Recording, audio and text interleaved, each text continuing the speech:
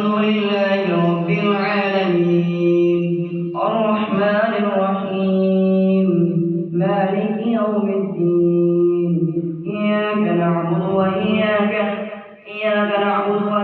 نستعين اهدنا الصراط المستقيم صراط الذين أنعمت عليهم غير المغضوب عليهم ولا الضالين